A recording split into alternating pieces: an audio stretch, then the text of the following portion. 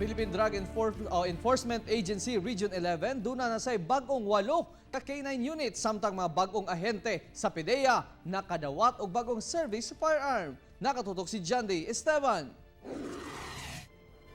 Formal nang gi-turnover ngadto sa PDEA Region 11 ang 8 ka bagong NDD ka narcotics detection dog Miyerkules sa hapon.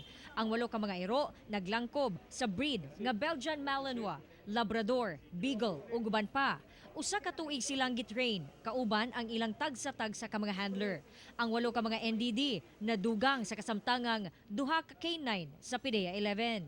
All in all, natay napulo ka NDD diri sa Region 11. And this will be distributed sa seaport, airport, and then sa Davao del Norte and Davao Oriental.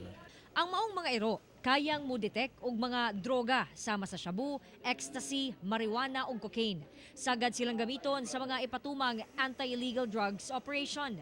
Ingon man idestino sa airport ug seaport sa Davao City.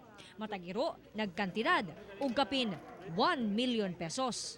The trend of entry sa illegal drugs is through seaport or airport. So mao nang ginatutukan nato. And kaning NDD nato, detection dog, makatabang gyud ni siya. Samtang sa maong adlaw, gi-turn over usab ang mga bag-o ug modernong service firearms sa mga ahente sa PDEA. Wala gipakita ang ilang mga nawong tungod sagad kanilang na destino sa intelligence monitoring. Kauban si Joe Pascual sa kamera. Ako si John D. Esteban para sa One Mindanao.